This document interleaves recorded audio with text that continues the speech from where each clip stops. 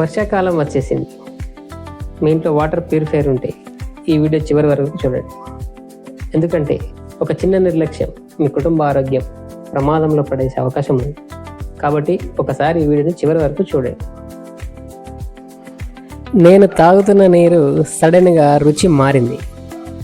ఎందుకని ఆరా తీస్తే ఒకసారి ఆ నీటిని టెస్ట్ చేద్దామని అనుకొని టీడీఎస్ టెస్టర్తోని ఒకసారి పరీక్ష చేశాను.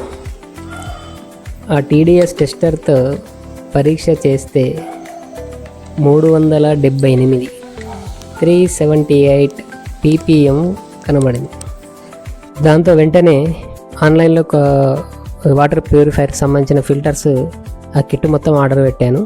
ఇది మనకు అందుబాటు రేట్లోనే వచ్చింది. దాంట్లో మనకు మినరల్ క్యాట్రిడ్జ్, తర్వాత మెంబ్రెయిన్ హౌసింగ్, ఇది మెంబ్రెయిన్ హౌసింగ్, దాంతోపాటు టీడీఎస్ టెస్టరు, ఈ టీడీఎస్ టెస్టర్ కూడా దీంతో పాటే ఇవ్వడం జరిగింది. దీంతోపాటు సెడిమెంట్ ఫిల్టర్, ఇది సెడిమెంట్ ఫిల్టరు, ఆ తర్వాత ఇది మెంబ్రెయిన్ క్యాట్రిడ్జ్, ఇది పోస్ట్ కార్బన్ ఫిల్టరు, దాంతోపాటు అనేకమైన ఫిల్టర్లు మరియు పైప్, దానికి వాడే పైపు, ఆ పైపు కూడా దీంతోనే రావడం జరిగింది. మరియు కొన్ని ఈ స్పానరు ఫిల్టర్ తిప్పుకోవడానికి, అలాగే కొన్ని ఎల్బోస్ అండ్ టెఫ్లాన్ టేప్ కూడా దీంతోనే ప్రొవైడ్ చేశారు. దీనివల్ల మనకు కొంచెం చిన్న టెక్నికల్ నాలెడ్జ్ ఉన్నా కూడా మనం ఇంట్లోనే ఈ ఫిల్టర్స్ అన్నీ మనము ఈజీగా చేంజ్ చేసుకోవచ్చు. పాడైన ఫిల్టర్లన్నీ రిమూవ్ చేసేసి వాటి స్థానంలో కొత్త ఫిల్టర్లు ఈజీగా ఫిట్టింగ్ చేసుకోవచ్చు. వర్షాకాలం ప్రారంభమైంది. ఈ కాలంలో తాగునీరు కలుషితమయ్యే అవకాశం ఎక్కువ ఉంటుంది.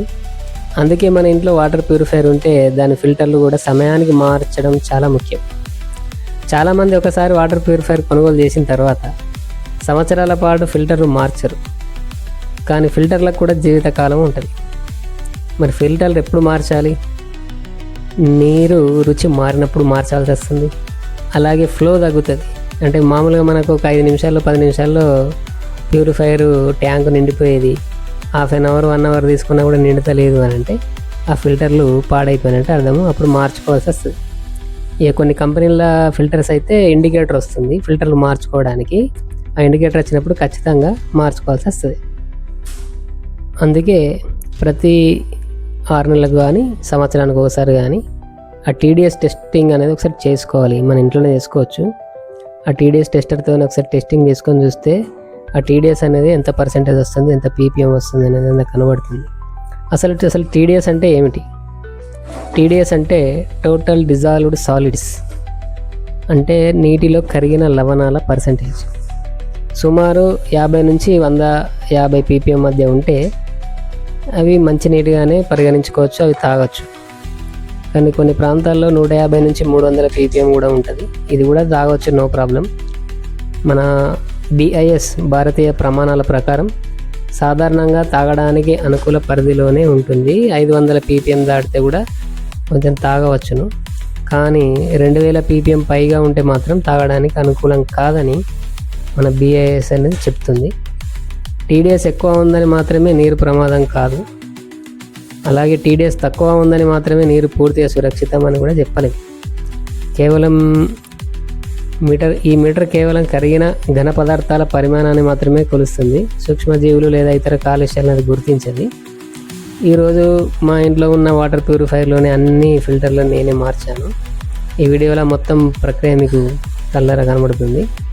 నేను ఉపయోగించిన ఫిల్టర్లు ఇంతకుముందు కూడా నేను వాడినవే. అంటే ఆ అనుభవంతో వాటిని మళ్ళీ మంచిగా పనిచేసినాయి కాబట్టి మళ్ళీ వాటినే కొనుగోలు చేశాను.